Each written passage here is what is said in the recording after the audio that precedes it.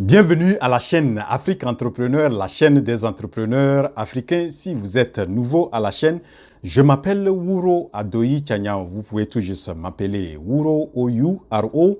Je suis entrepreneur. Je suis très soucieux du développement de l'Afrique. Je motive les frères et sœurs africains à se lancer dans l'entrepreneuriat. Si votre objectif est de vous lancer dans l'entrepreneuriat et de créer des entreprises prospères et durables en Afrique, la chaîne Afrique Entrepreneur est faite pour vous. Je vous demande d'abord à vous abonner à la chaîne et d'activer la cloche de notification et partager au maximum les vidéos de la chaîne. Dans la vidéo de la semaine passée, j'ai parlé de l'entrepreneuriat et le respect des engagements. Dans la vidéo d'aujourd'hui, je vais parler aussi d'un thème qui me tient beaucoup à cœur. Parce que tout récemment, j'ai discuté avec un frère qui est en Afrique, qui, pour lui, pour pouvoir réussir en Afrique, il faut être dans le faux ou être faux. Et selon lui, c'est les faux qui prospèrent en Afrique. Là, je me suis posé la question, pourquoi ce sont des faux qui doivent réussir en Afrique? Donc, ça m'a fait beaucoup réfléchir et je me suis dit que je dois vraiment faire une vidéo sur l'entrepreneuriat et l'honnêteté. Avant de vraiment donner cette relation entre l'entrepreneuriat et l'honnêteté, je voudrais d'abord définir ce qu'est l'honnêteté. L'honnêteté, vraiment, c'est de dire la vérité et d'agir dans la vérité. Donc, il faut dire la vérité et votre action ou bien vos actions doivent être dans la vérité. Voilà. Donc, vous devrez, lorsque vous êtes honnête, vous êtes quelqu'un qui est droit, qui n'est pas dans le faux. Vous évitez le faux. Vous ne faites pas du faux, mais vous faites ce qui est vraiment dans le droit. Vous êtes honnête, veut dire que vous ne décevez pas. Vous êtes honnête, ça veut dire que vous ne trichez pas. Vous êtes honnête, veut dire que vous ne volez pas. Vous êtes honnête, veut dire que vous faites ce que vous dites et vous dites ce que vous faites. Voilà, donc lorsque vous avez ça, vous êtes honnête, vous êtes intègre et vraiment c'est très important en tant qu'un homme, en tant que vraiment un homme doit être honnête. Ça, c'est vraiment ce que il faut comprendre dans l'honnêteté. Je vais donner deux exemples terre à terre pour comprendre ce qu'est l'honnêteté. Nous prenons l'exemple d'un jeune ou d'un petit. Sa maman, lui, a vu que la table est cassée. Elle demande à son enfant qui a cassé la table et l'enfant dit que c'est moi, maman, c'est moi qui a cassé la table. Vous voyez, donc l'enfant a dit la vérité à sa maman. Donc l'enfant a été honnête envers sa maman. Maintenant, la maman dit à l'enfant aussi vraiment de ne pas jouer les jeux à une heure ou bien à des heures précises. Maintenant, l'enfant va se cacher sans que la maman ne sache. L'enfant joue les jeux et après, il retrouve sa maman avec la maman, mais ne dit rien à la maman. L'acte que l'enfant a fait, c'est un acte malhonnête. L'enfant n'a pas respecté ce que la maman a donné comme consigne. Donc l'enfant a déçu la maman, n'a pas été honnête. Voilà donc l'action que l'enfant a fait est une action malhonnête. Voilà, donc ça, c'est un cas qui montre que l'enfant n'est pas honnête. Voilà donc de façon succincte ce que je peux vraiment définir ce que c'est l'honnêteté. Maintenant, quelle relation existe entre l'honnêteté et l'entrepreneuriat et l'honnêteté? Vous savez, l'entrepreneur c'est celui qui crée des produits et des services pour satisfaire les besoins des consommateurs ou des clients. Voilà, donc il y a il lui crée des produits qui vont vraiment satisfaire les besoins des consommateurs ou des clients. Et avant de créer des produits, l'entrepreneur met une équipe et de personnel pour pouvoir créé le produit. Donc, il peut embaucher des gens ou avoir des associés. L'entrepreneur aussi a besoin surtout des fois des partenaires, c'est-à-dire des gens qui vont venir pour vraiment l'apporter de l'expertise ou des moyens financiers, c'est-à-dire que les investisseurs. L'entrepreneur a besoin des fournisseurs, ceux-là qui vont fournir les ingrédients pour pouvoir produire des services ou le produit. Là, donc, l'entrepreneur est en relation avec beaucoup d'intervenants. Donc, si nous prenons l'exemple d'être honnête ou bien de l'honnêteté dans l'entrepreneuriat, c'est que lorsque vous mettez en place l'équipe, vous avez des employés ou des associés. Vous devrez être honnête envers eux. C'est-à-dire que si vous voulez embaucher des employés, vous devrez leur dire la vérité sur l'état actuel de l'entreprise. Si l'entreprise n'est pas en bonne santé, vous devrez leur faire savoir. Si vous n'avez pas mis en place certains avantages au sein de l'entreprise, vous devrez être direct envers eux. Ils doivent savoir que tels avantages ne sont pas ici, mais vous ne devrez pas leur dire que vous allez bénéficier de tels avantages dans mon entreprise ou dans l'entreprise, lorsqu'ils vont intégrer l'entreprise, ils ne vont pas voir ces avantages-là. Voilà donc, même chose que les associés qui vont venir. Ceux-là que vous voulez venir avec vous pour amener l'entreprise loin, vous devrez vous préparer à leur dire la vérité et vos actes doivent être aussi des actes qui sont dans la vérité.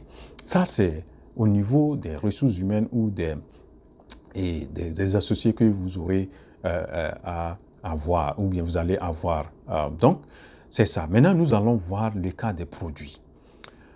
Vous créez des produits, vous avez fabriqué un produit, le produit doit représenter ce que vous avez déclaré. Et si votre produit est un produit bio, ça doit être 100% bio. C'est parce que si vous l'avez déclaré que c'est 100% bio, il doit être bio. Prenons l'exemple d'un paysan qui fait du soja bio. Alors que lorsqu'il a cultivé son soja, il avait problème de main-d'œuvre, il n'a pas pu sarcler ou enlever les mauvaises herbes et il a utilisé un herbicide pour pouvoir détruire les herbes.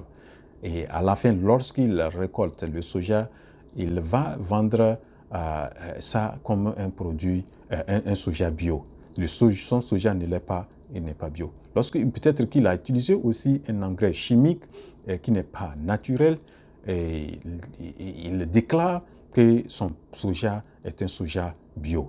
Voilà, c'est des trucs comme ça qu'on voit et qui vraiment ne sont pas vraiment des actes honnêtes. Prenons l'exemple aussi d'un fabricant de miel. Quelqu'un qui produit du miel et vous savez, le miel, c'est quelque chose qui est sucré. Donc, le producteur du miel dit qu'il produit son miel est 100% naturel. Il n'y a pas un additif, rien. Lorsqu'il faisait son miel, il a mis du sucre dedans pour pouvoir vraiment avoir le miel en grande quantité. Voilà, donc il a mis un additif qui est le sucre lorsqu'il a déclaré que son miel est 100% bio, naturel. Donc ça, c'est un exemple. Nous avons aussi les exemples aussi des cas des produits qui sont exportés de l'Afrique vers l'Europe ou l'Amérique. Vous voyez, des fois, les produits agroalimentaires tels que les poudres de haricots, les poudres de bananes, de la farine de banane plantain, de farine du maïs. Voilà, je prends l'exemple de la farine du haricot. Ceux qui fabriquent ces farines en Afrique, des fois, il y a certains, ils mélangent la poudre du manioc et ils font le truc et puis ils emballent ça comme ils déclarent que cette farine du haricot est 100% haricot, alors que ça ne l'est pas. Il y a aussi l'exemple je crois, l'huile rouge. Des fois, il y a des trucs, des mélanges que certains producteurs font et ils exportent, ils disent que c'est 100% naturel de l'huile rouge. Voilà, ça c'est quelques exemples qui sont vraiment fréquents et qui vraiment n'honorent pas les entrepreneurs. Je prends maintenant le cas de service. Le cas de service, ce qui est beaucoup frappant, surtout en Afrique, c'est le cas surtout dans le domaine de la construction. Vous avez vous avez appelé un tâcheron ou un entrepreneur pour vous construire la maison. Vous êtes tombé d'accord sur un certain dosage. Lorsque l'entrepreneur ou le tâcheron va faire la construction, au lieu d'utiliser le dosage qui a été convenu, il ne l'utilise pas et il utilise un dosage moindre de ciment pour pouvoir économiser. Et il va se retrouver à la fin avec beaucoup d'argent et il pense qu'il a fait une bonne affaire en faisant de l'argent. Il a fait du faux, il a fait une action malhonnête qui n'est pas honnête. Ça, c'est un exemple de cas de service. Et vous avez l'exemple de quelqu'un qui dit qu'il a le produit qu'il veut vendre, vous signez un contrat avec lui, en réalité, il n'a pas ce produit et c'est lorsque vous lui donnez, par exemple, le marché qu'il court derrière pour chercher le marché. Or, avant vraiment de signer vraiment les choses, de vous mettre d'accord, il a dit qu'il a joué. Donc ça, c'est déjà un acte faux et vous pouvez le savoir sans problème. Voilà. Et l'autre exemple, si je prends le cas des investisseurs, vous avez des gens qui vous ont fait confiance, qui ont investi de l'argent dans votre entreprise et vous leur faites des fausses déclarations financières, telles que par exemple le compte d'exploitation, vous faites grossir les dépenses et vous diminuez les recettes et après vous faites comment on appelle ça, le bilan annuel. Vous avez fait beaucoup d'argent, mais vous avez déclaré à vos investisseurs que vous n'avez pas fait de l'argent et que le profit est faible ou le profit n'a pas été comme attendu, tout ça là, lorsque vous les avez menti. Voilà, c'est des actes qui ne sont pas honnêtes et vraiment, ces actes ne peuvent pas vraiment faire prospérer une entreprise. Et surtout en Afrique, nous devrons beaucoup prendre ça au sérieux. Je vais finir cette vidéo en donnant ceci que j'ai beaucoup apprécié lorsque de jeunes Africains ils ont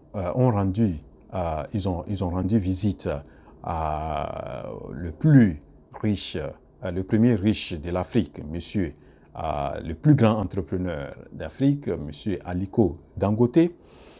Quand Ils sont arrivés, ils avaient des questions qu'ils devraient poser à Aliko Dangote, et l'une des jeunes a posé cette question à M. Aliko Dangote. Si je veux être la prochaine Aliko Dangote, quel conseil vous allez me donner? Et Aliko Dangote a dit que vraiment, c'est une question qui est vraiment très sérieuse, et que vraiment, il va vraiment donner ces conseils-là, et que vraiment, ils doivent prendre ça au sérieux. Et le plus grand conseil que Aliko Dangote a prodigué à cette dernière, c'est que pour qu'elle soit la prochaine Aliko Dangote, elle doit être honnête. Et selon lui, elle doit pouvoir s'assurer qu'elle ne va pas détruire son nom. Et pour lui, le nom, c'est le plus précieux, le plus précieux actif qu'elle dispose, ou son entreprise va disposer. Et le nom, c'est quoi? C'est la marque. Lorsque vous créez quelque chose, vous avez une marque qui vous suit. La marque, ça peut être la façon dont vous présentez votre produit, ça peut être la façon dont vous vous présentez, la façon dont vous rendez le service. Tout ça, là, ça, c'est votre marque. Et lorsque vous gâtez votre nom, vous avez gâté tout. Et voilà, c'était le conseil de M. Aliko Dangote. Et je pense que tout aspirant entrepreneur africain, tout entrepreneur africain doit suivre sérieusement les conseils d'Aliko Dangote. On doit être honnête. Lorsqu'on l'est, on va pouvoir créer ou mettre en place des entreprises prospères et durables. Si on ne l'est pas, on peut vraiment réussir, mais ça va être à court terme, et vous allez être dans des problèmes. Donc, ce que je conseille en même temps, c'est le conseil d'Aliko Dangote. Nous devrons suivre ce conseil. On doit pouvoir être honnête. On ne doit pas détruire notre nom parce qu'on veut gagner vite l'argent ou facilement l'argent. Nous devons toujours s'assurer que vraiment on est dans l'acte d'honnêteté. Voilà ce que j'ai voulu présenter aujourd'hui. Ça me tient beaucoup à cœur, et je me suis dit que l'entrepreneur qui prend l'honnêteté comme son truc d'innovation en Afrique, parce que pour moi c'est comme l'innovation, parce qu'on dit que en Afrique il y a de corruption, il y a du faux, il y a de ceci, et c'est les faux qui prospèrent. Mais si vous prenez l'honnêteté comme un truc, comme on le dit, votre valeur de proposition, c'est ça en anglais called value proposition, vous devrez pouvoir faire tout ce que vous allez faire doit être des actes honnêtes. Et lorsque vous l'êtes, vous allez voir, vous allez mettre en place des entreprises prospères et durables. Voilà tout ce que je voulais dire aujourd'hui dans cette vidéo. J'espère que vous avez apprécié la vidéo, et si vous l'avez appréciée, n'oubliez pas de cliquer sur la touche j'aime et abonnez-vous à la chaîne, et n'hésitez pas vraiment à partager au maximum cette vidéo. Je pense qu'elle peut vraiment inspirer ou vraiment aider les aspirants ou ceux-là qui ont déjà lancé des entreprises à vraiment prendre ça au sérieux pour avoir des entreprises prospères et durables en Afrique. Merci beaucoup. Rendez-vous à la prochaine vidéo. La révolution entrepreneuriale en Afrique, c'est maintenant. Je vous remercie, votre frère Wouro.